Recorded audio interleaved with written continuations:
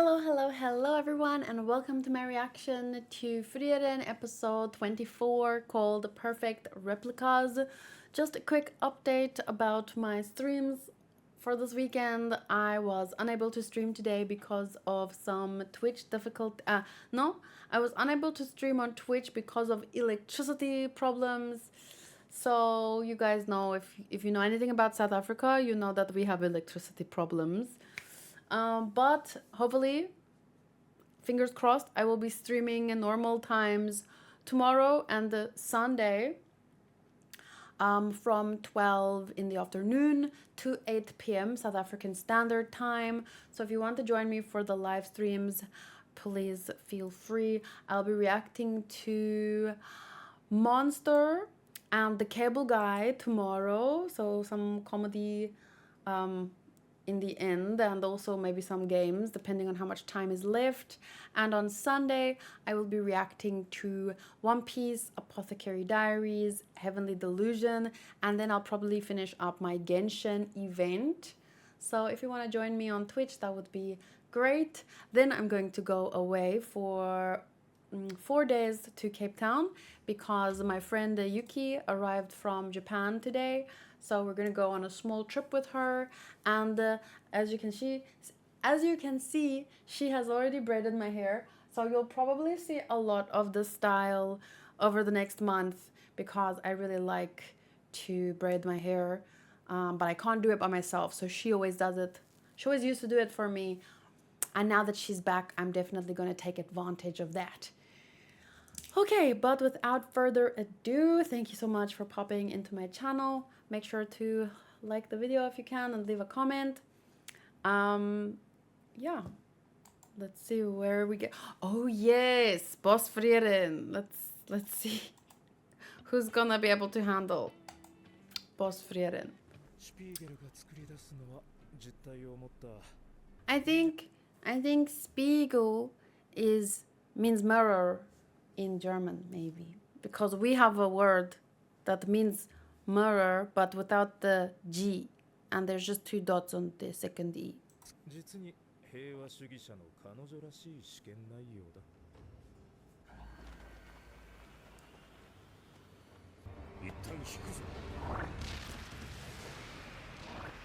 Right off the bat. Right off the bat, full blast. 追い詰められちゃったね。メガネ君、分身魔法の専門家としての意見が聞きたいんだけど。僕の名前はラントだって言っているだろう。あの複製体はどの程度まで完璧な私のコピーだと思う？戦いの最中でも饒舌なタイプでしょ。黙ったら死んじゃうような。よく観察してるね。物静かだ。記憶や人格まではコピーしていないってことかな。最初の襲撃の時、あれは僕の懐から脱出用ゴーレムの瓶を抜き取った。なるほどね。確かに私ならそうする。こちらに対する知識もある。僕たちを追い詰めたのに追撃してこないのは、君のソルガニールを警戒しているからだ。それか、いたぶるのを楽しんでいるかだね。ひどい出血だ。メガネ君さ、このままじゃ長くないよ。そうだね。今のメガネ君って本物？さあね。どうだろう。私の瓶使いなよ。それは君が生き残るためのものだ。じゃあメガネ君、ちょっと待っていてね。瓶を取り返してくる。おい。まあ、距離を詰めてくるよね。The visuals are so beautiful. The movement. 実力が互角なら勝ち負けはほぼ運だね。おお。この死にたぶりはしょうがない。やっぱり運が悪い。Oh 私の方がもっと運が悪かったみたい。メガネくん、意外と早かったね。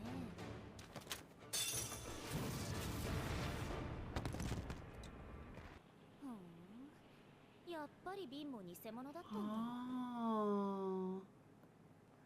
ユーベル、瀕死の僕が分身だと分かっていたんだな。なぜ死に急ぐような真似をした？メガネくんが来てくれると確信したからかな。メガネくんはさ、私の瓶を受け取ろうとしなかった。自分のせいで誰かが死ぬのが嫌なんでしょ。だから私はメガネくんのせいで私が死んでしまう状況を作った。ありがとうね、メガネくん。また一つ君のことが分かった気がするよ。I like their dynamic. It's quite interesting. But wow, wasn't that some beautiful visuals? Is not alone how I would put it. It was literally the animation, the movement, the smoothness, the choreography as well of Ubel's specific fighting style that in and of itself is something to appreciate. And even her inner monologue about luck, I think, reveals, or being unlucky more specifically, I think that reveals a lot about her personality. So she seems like a very interesting character more and more as the story continues. What is even that? Story continues. Sorry, I think my language is broken today.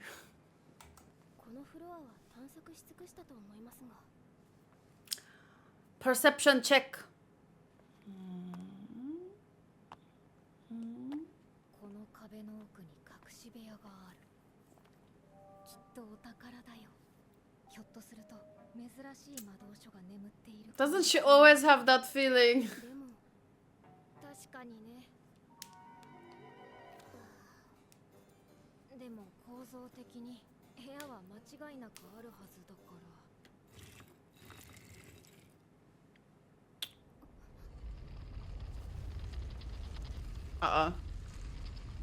Solo leveling flashbacks.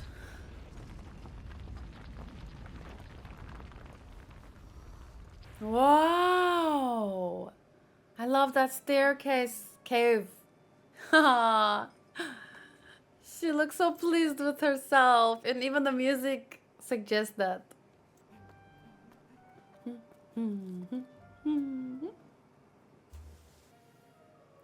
Stop making me want to play Baldur's Gate. It depicts the achievement of the king buried here.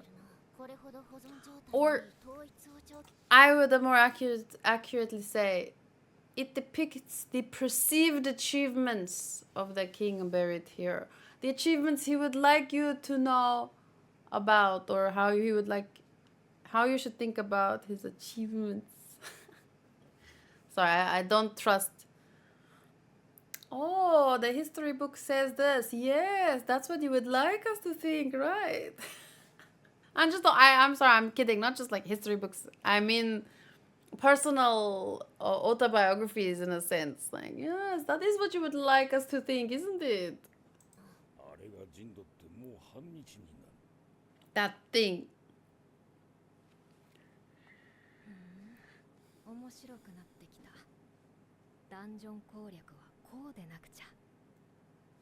Waku waku.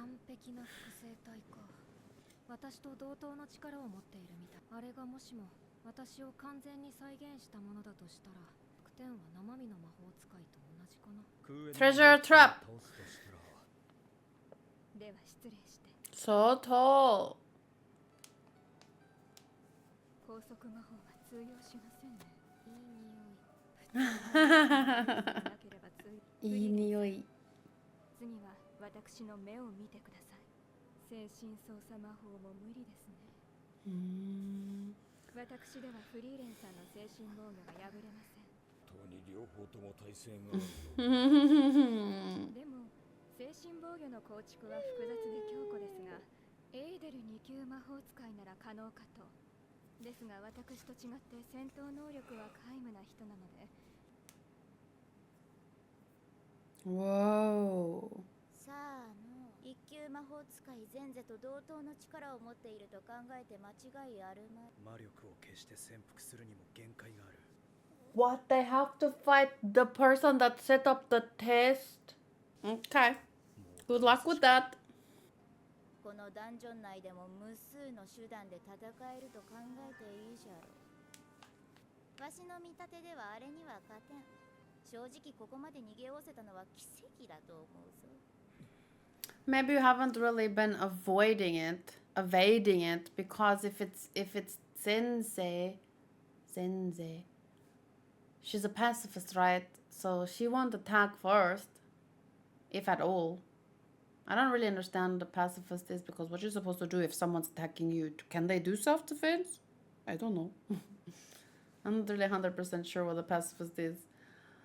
Funny enough, on a kind of unrelated topic, recently someone commented on one of my Attack on Titan videos about how much I annoy them and about my pacifist ways. But if they had listened to any of my season 3, season 4 videos, they would notice very clearly I'm not a pacifist. I don't even know what a pacifist is.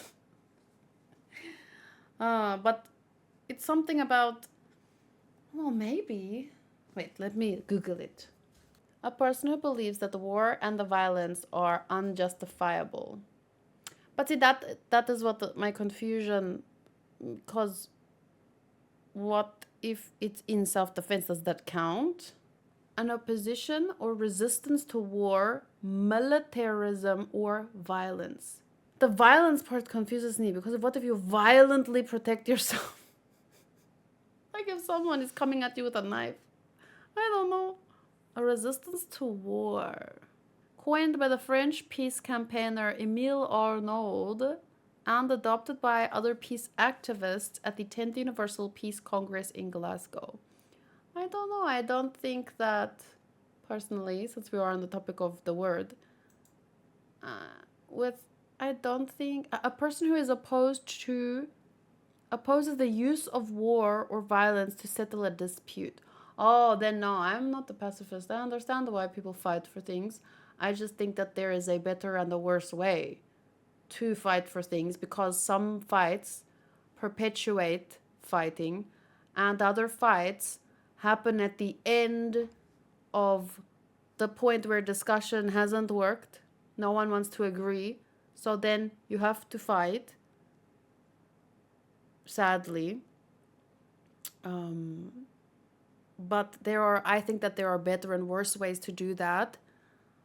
But it's a long discussion, obviously. But I don't see how humanity, at least at this point, could avoid it entirely. The problem is that in the simplest way, you would just, straightforward, honor, fight, winner takes whatever. It's difficult. But in today's times, it gets used and abused for money, ladder to power. So lies and stuff are mixed in. So more often than not, I think war and violence, it should be the very last resort, but it often isn't, because people benefit from it monetarily, for power and this kind of stuff. So they jump to violence sooner than they should. But I don't think it's something that can sometimes be avoided. But I do think that there are better and worse ways for it to happen, because fighting, whether or not you're on the winning end or the losing end, you lose people, you lose resources. And I'm not talking about the people, I'm talking about manpower in your country, depending on how big the war is. You lose time for people to build and prosper and feed. So all in all, we want to avoid war just for our own prosperity. But eventually you might, if you can't talk something out, you have to fight.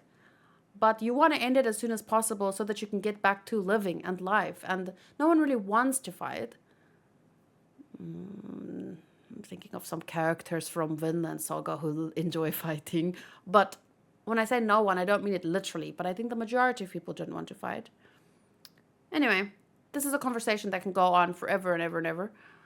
But I think based on my understanding of pacifism, I don't think I would be considered a pacifist. But in a sense of, I would personally never want to fight or send anyone I know off to fight. But I can also understand many cases where you, like, what are you supposed to do? When words are not enough anymore, you have to fight. But, it's so complicated. Sorry, let's continue. 正直ここまで逃げ Sorry, one last thing. That's why I enjoy stories that handle individual accounts, and we can argue from fictional perspectives about the right decisions, or not necessarily the right, but the better and the worse decisions. And that's a good way to learn from history and people's mistakes, what not to do, what to do better next time. And that's why the discussion is really important. And I do enjoy stories like Attack on Titan and stuff, where you can have these discussions without it becoming too personal, so that we can learn and grow and make better decisions in the future and avoid the fighting for as much as possible. But then when you have to, when there is no other options for two or more sides, what is the best way to fight so that it does the minimal amount of damage to the minimal amount of... But even then, that sounds like a utopianism, or what utilitarianism, and I don't particularly like that school of thought either. So that's why I like case by case. But the real life is so much more complicated than that, isn't it? できるとすればせいぜいひざまずかせて隙を作る程度じゃ。それでも目を合わせて声をかけねばならん。15秒じゃ。というかそれが限界であろう。今にわかる。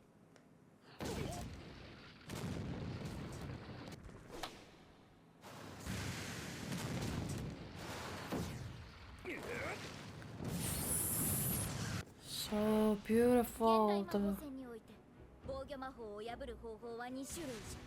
壊すか技術でかいくぐるか手数ですか。驚いた。まさかその両方があるとは。 Whoa. 防御魔法の全面展開は15秒が限界だと考えていたが、だが目はあったの。使いほど敵をよく見る。ひざまずけ。なるほど。よくわかった。心の働きを精密に模倣しているだけじゃ。わしらでは絶対に勝てぬな。武闘派連中のところまで全力で逃げろ。わしは潮時と言った通りもう帰る。やじ。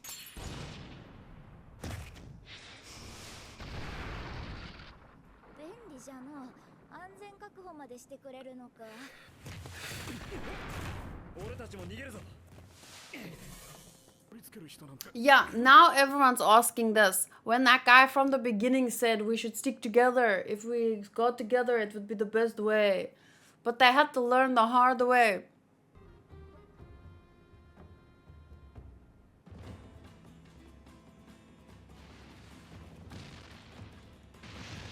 They're fighting in the same way. What do you mean? They're thinking what you're thinking, aren't they?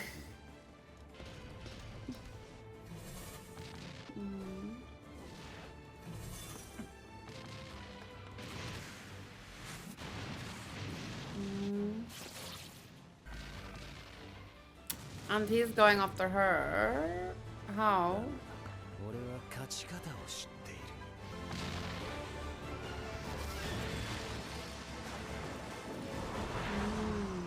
どんな状況だろうとな。 What happened there? どんな相手、どんな状況だろうとな。He looks mischievous. もしかしたら私、フリーレン様を殺せるかもしれません。そう。はい。 Well, she has been traveling with her for the longest time, so she must know a chance. She must know. じゃあ作戦を立てようか。That's exciting, and I like how even in the end here, Frieren is reflected in her eyes because she's been watching her all this time, learning from her. That means she would be the best one to come up with a strategy against the person that she's been watching for so long at this point. I like how it went from this pair to them to then those, and then it had a nice weave amongst the different groups without feeling too jumpy. And like I said already, the animation and choreography is just so nice to watch it play out. But also the style and visuals, color palette, the sense of adventure from the dungeon. Like, it's just really well written. 好きだ。 What would be her fatal vulnerability? Many treasure chests, those mimics. And then she gets stuck in each one, and she would blast her way out from the inside, but it would give them enough time to run past. I figured out how to beat the Frieren Spiegel. Quick, then can run and get a couple of mimics. It is the most, it's the most obvious choice for I mean, viewers. Fern getting jealous at the method for hugging Frieren is hilariously cute. I know, right? There's so many little details with the characters' interactions that gives you insight into their personality. Like, Yubel's dialogue with her or against her copy. That moment with Fern. What else? Obviously, Frieren's excitement and the looking for every little thing to explore. Wow, that was actually a really nice when she said this is a very special find or a very something like that. So you get to learn a lot about the characters from episodes like this, but at the same time it felt like even if we're still at the same place technically where we were last week, the boss still right in front of us. We haven't moved further down the dungeon. Somehow the story still had that forward moving flow because exploring and the learning from each character, seeing their technique or fighting styles. Not fighting styles, but their strategy. So yeah, I think all in all a very entertaining episode. The room outside of the secret room Frieren found gave me chills because it reminded me of the room from Solo Leveling. Those statues. I also said Solo Leveling flashbacks. Denken, now then, what are we going to do about this? Tell it that there's a 1% chance there's a rare spellbook inside a certain rare mimic on the other side of the planet and call it a day. Pouty Fern stealing back Frieren is the best. Frieren really is a hardcore dungeon raider now. She'll take all this 1% chance to get the grimoire, even if it's just a spell to flip the pages of your book. Hey, I would like that. Because sometimes I'm like brushing my hair or straightening it, and then I have my phone open like this on a manga page. I was reading Hunter x Hunter, and then I'm like busy, and then I want to say turn page. I wish I had the spell like that so that I don't have to swipe my phone, because other times I'm in the bath and I'm shaving my legs and then my hands are wet and I'm like turn page. For a bit, I think Frieren forgot that this was a test and thought it was some fun field trip instead. There are only two things that can defeat a Frieren boss: pouting Mommy Fern and the mimic. Oh yeah, I wish actually that we got to see more of Yubel versus Yubel, but it would feel enough to rewatch that scene, or actually this whole episode, just for the fighting scenes. They were so satisfying. So yeah, I've been having a difficult time actually scoring Frieren episode by episode, because It just flows so naturally and comfortably from one episode to the next. But I have it on a 9.5 overall at the moment, and I think that's fair. So maybe it's a little bit biased, but I just think that, wow, you know, every episode has had me in awe. So the average score at the moment is 90%, 9 out of 10. So I mean that makes my 9.5, I think, pretty fair. Anyway, I hope you guys enjoyed my reaction and thoughts. There is obviously, when it comes to the discussion on pacifism and just whether or not the war or fighting is at all necessary, it can go much deeper than I could ever in this short video properly express. So if I said something wrong, please forgive me. But yeah, I just wanted to kind of address that comment I got on a really old video about this person hating pacifists like me. And I was like, me, a pacifist? Have you listened to my videos? I just don't think that war should be the first choice. But I don't think that makes me a pacifist. That just makes me a human being. I mean, the problem is that, like I said, too many people nowadays benefit from war in terms of a rise to power and financially. So I just think that we should be really careful when we choose this and that fight. And also, realistically, we should try and limit the amount of fighting, because both sides, whether you're on the winning side or not, you're losing time, resources, not talking about people's lives. When I say resources, I mean you have to feed your army. You have to, like, there's so much that goes into this kind of thing, and you're just holding yourself and your country back if you're in part of endless fighting. But yeah, obviously the politicians don't see things that way, because they're not the ones that have to fight. So yeah, I don't know. I feel like I'm pretty realistic when it comes to war. I don't have all the right answers, but I just found it funny that someone called me a pacifist, because I've spent so much time talking about things that I thought made it clear that I wasn't. Not that I would be like, if I was, I'm not trying to defend myself from being a pacifist as if it's bad to be one. If you are one, I think the world needs a healthy amount of pacifism and pacifists to bring a different side of the conversation to the front, because I think, yeah, the world needs a lot more conversation. We should jump to fighting less quickly, but I don't think that it can completely be avoided. I feel like that much is obvious, but not ideal, but obvious. Anyway. So yeah, a very interesting conversation that I would love to have more in depth in the future, but I think it's going to take me like 2 more years after Attack on Titan before I jump into that ship again in depth. So I'll see you guys next week for episode 25. Bye.